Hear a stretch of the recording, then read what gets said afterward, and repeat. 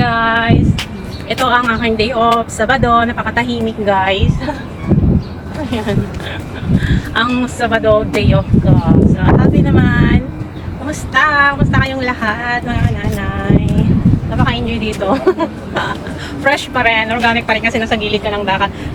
Alam niyo, pag nakaka-absorb tayo ng ng dagat is gamot din yan. Di ba guys, yung mga old style na sa atin noon, yung nagpapaano sila sa ilalim ng kwan ng karagatan ng yung sand, di ba guys? Ang sarap na ng pakiramdam pag ganun, pag nasa ilalim ka ng sand, di ba? Sila nakalabas lang yung ulo nila.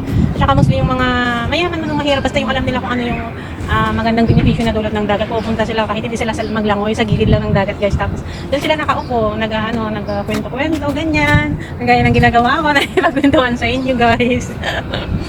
Ayan guys, pagod. Ayan, pagod ako guys. No, Friday kahapon.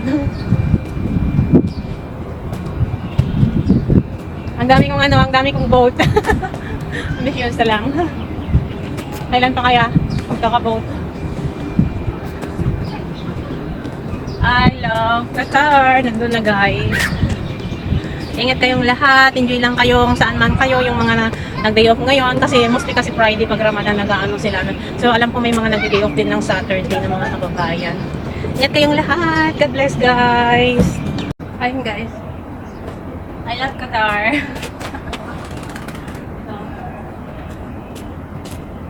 ito siya.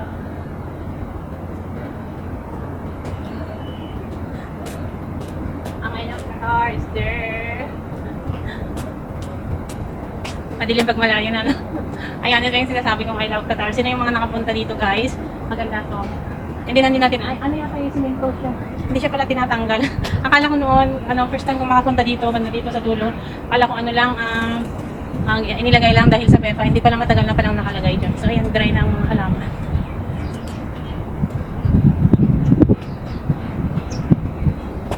Ang inilagay nilang dyan is parang siya, din na siniminto na mahirap matanggal.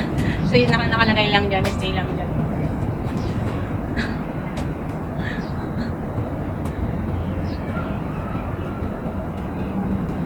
Ay, maganda tayong halaman na naman. So, mainit na. Papasok na ako sa loob para ayaw kong mapawisan. I love Qatar. Ayan nyo ba yung restaurant na ito guys? Ayan o. Basta. Basta ang pangalan niya na restaurant. So, ayan. I love Qatar. Nakita nyo yan? Mayroon malaking yate doon. Ayan.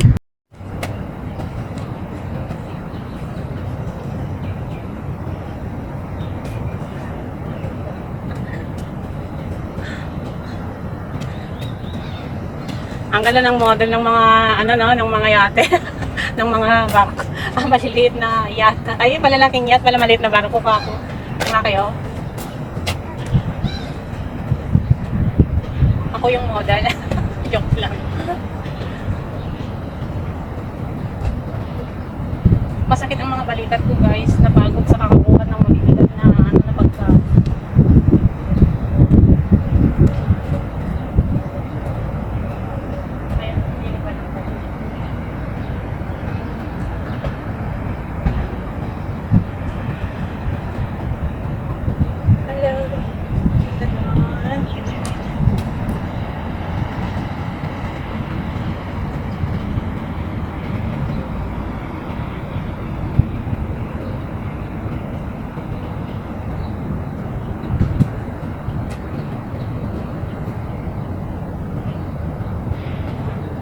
Kumusta kayong lahat, mga kanana? Masarap yung init. Mangitim na naman tayo. Kaya maitim ako guys kasi nasa gilid na nga ng dagat yung bahay. Sa mga dagat, part nagpupunta. Pero maganda yung vitaminang dulot, ha? Maganda.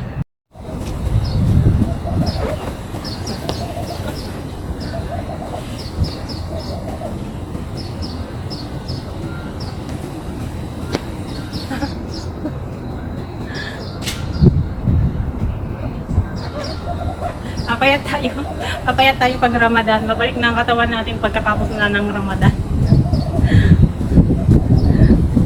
Hindi naman ako papayat dahil hindi nakakakain dahil sa dami ng trabaho. Pag lang like parang every 4 days, every 3 days na may bisita kasi. So kahit may bisita guys, kailangan na gising ka rin, ganyan. Kahit wala kang trabaho, kahit nakaupo ka lang sa sa room mo, sa anuhan mo, basta gising ka pa pag tawagin ka nila. Kumusta kayong lahat? It's Sabado, it's Saturday. It's Saturday. May camera. Restaurant kasi yun sa yung harap ko eh.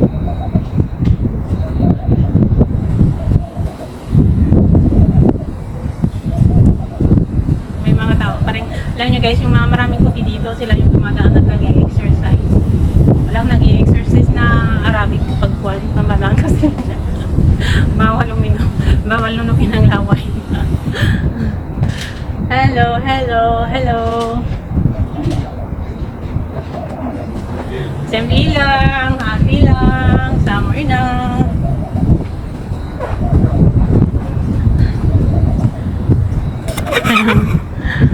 Restaurant, sabi ko eh. Sa mga, hello, sa mga kapwa OFW dyan, lalo na sa mga baguhan.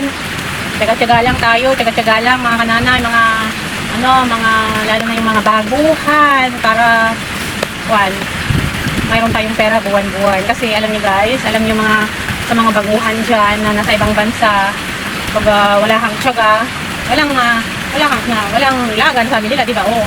Kasi, isipin na lang natin guys, kahit gaano ang hirap dito sa abroad, may buwan-buwan tayong sahod. Sa Pilipinas, mahirap na nga ang buhay, wala pang sahod, kaya habang nandito na kayo sa abroad, naka-abroad na kayo, sa hirap ng pinagdaanan nyo sa Pilipinas, sa pag-a-apply, sa medical, ganyan.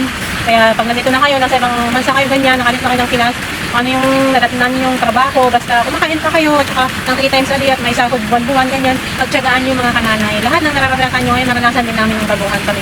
Ang dami kong hirap na pinagdaanan guys. Ang dami kong hirap na pinagdaanan bago ko nakamit ang NOC release dito sa Qatar. Pero sa iba't ibang Middle East na napuntahan ko, marami akong pinaghirapan. Naranasan ko yung nagkabaya, nagtakip sa ulo, ganyan, lahat-lahat guys. Naranasan ko lahat, kaya tsaga-tsaga lang kayo guys, kasi alam ng Diyos yung effort nyo guys.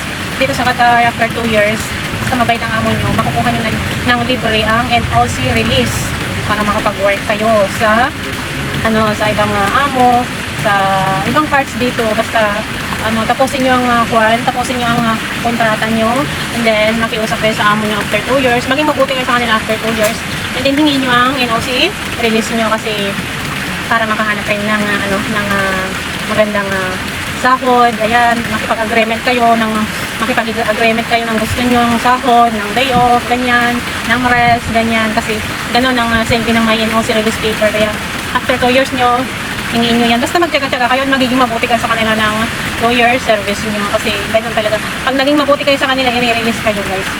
Pag hindi kayo i-release na kahit mabuti kayo, hindi ko alam kung paano, kung mag-complain or hindi ko alam yan. Basta wala naman siguro nga mo na matigas na mabuti ng tao, tapos mabuti ka sa kanila na nanirahan ng 2 years, tapos hindi ka i-release. I-release ka nila guys, basta tsaga-tsaga lang. Ganyan talaga ang buhay guys. Kaya is lang kayo, lalo na sa mga babuhan, sa mga kahit matatagal na ganyan guys. Is lang tayo, yan lang naman ang lagi kong sinasabi, kasi yan talaga ang ginawa ko. Kaya since maliliit yung 2 anak ko, hanggang ngayon college na nila, nagtsaga-tsaga ako sa ibang bansa para mabuhay kami ng maayos, kahit simple lang, ganyan. So, yan lang ang may advice ko, kasi yan ang aking naranasan sa buhay. Nagtanggal pa ng muka. Ganyan guys, kunting tiis, kunting tiyaga, matutupad ang ating mga pangarap, at simple lang. Hindi na kailangan yung magbongga. Ayan. Nakakamiss yung yung parang sarap ng pakiramdam ng mga nandiyan ka guys na nakasakay. Tapos yung maraming pagkain, pagkain na nasa isip ko. Yung nag-iihaw ka guys, ng isgang malaki. Kasi sausaw, masasoy na may sibuyas at kalamansi. Tapos ang daming kanin. Ay nako, kung ano-ano yung namimiss ko yan guys. Namimiss ko yung buhay, buhay probinsya, ganyan. Yung mga napapanood ko kasi sa vlogs ko, yung mga kinala ko is yung mga maraming nangingisda, nandiyan sila sa loob ng bangka. Nila bangka naman yun guys, hindi yate. Hindi. Tapos, nag-ihaw-ihaw, kumakain sila, ganyan. Ang dami ko, di ba? Akin lahat yan. Sa mata. Ang Ang dami, punong-puno guys. Nandito kasi ako sa, ano tawag dito, Elite? Banda. Ayan. Daming yate. Grabe, ang dami guys, no? Sana ako makabili ng ganyan. Hindi naman siguro ng may-ari niyan. See? Grabe, ang dami. Sana all. Ganito guys, oh. Ganito ang the pearl. Nilarawan ng the pearl.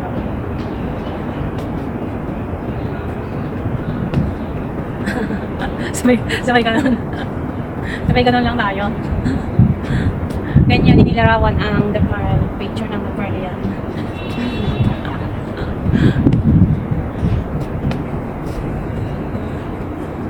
Pag wala tayong magawa sa buhay, video-video natin ang ating sarili.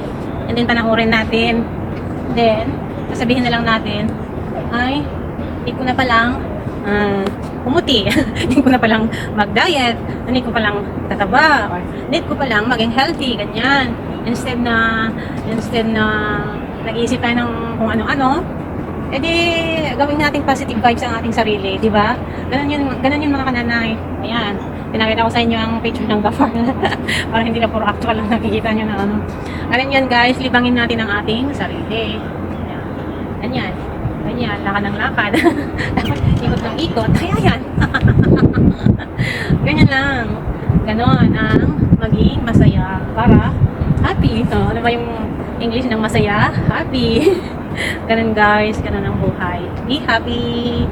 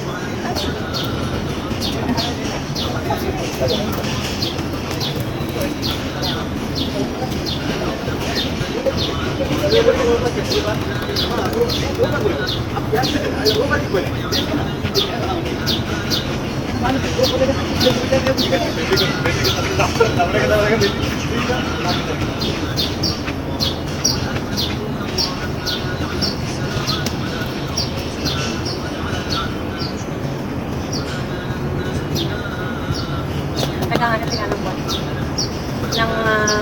Hindi ko alam, mga siguro sa sawahan, ganyan.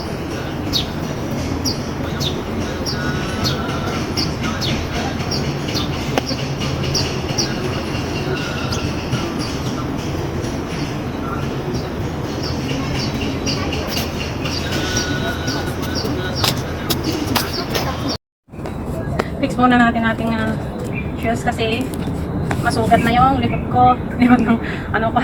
Masusugat na siya guys. Haba-haba kasi nang nilakad ko kasi plan ko talaga yung maglakad-lakad ngayon para ma-exercise yung mga kinakain ko. Ang daming pagkain pag Ramadan guys. Pero alam nyo guys, kahit ang daming pagkain, kahit busog kayo kung kulang kayo sa tulog. So yan. Parang wala lang. Tapos na. Lumalabas ako, nakakalimutan ko mag-lotion. Ang dami kong binibiling lotion sa Carrefour. Ang dami rin binigay ng amo ko. Siguro taon-taon na, expire na. Nakakatamad mag-lotion guys. Gusto ko paggabi yan, pag-rest ka na. Hindi ako nag-lotion. Ang sakit ng balikat ko guys. Grabe. Buhat doon, buhat dyan, buhat doon. Ang daming binubuhat na mabibigat guys. Pagkain lahat. Pagkatapos ng party, hala, bigay doon, bigay dyan, bibigay dyan sa baba, bibigay ko rin sa ano. Hindi rin naman nila kakainin. Magkakanda sila ng napakadami-dami. Tapos kumbaga sa atin nasasayang ba, pero hindi nasasayang sa kanila guys kasi ano, pinibigay din nila, pinapamigay. Masama kasi ang nagdala mo pag pagkain. Totoo naman guys, pag pagkain, pag sumusobra pang meron ka, dapat mag-share ka, ganyan. Pero pag alam mo naman na masasayang din, huwag ka sanang magluto ng madami, pero talaga hindi ko naman pera. Yung gusto ko talaga, grabe, dami-dami guys, mapapagod ka talaga kahit 3 pairs lang ang bisita mo, wala pang 10, ganyan. Tapos plus sila na naapat sa bahay, ganyan na, ayun, parang, ano na gusto, magatching. Parang, sorry guys. Parang ang daming taong papunta pag ganun, pero ganyan sila na sana, hindi kagaya sa atin na sayang yung sakto lang sila kasi gusto nila yung sumusobra. Kaya magkakaiba naman ng kaugalihan.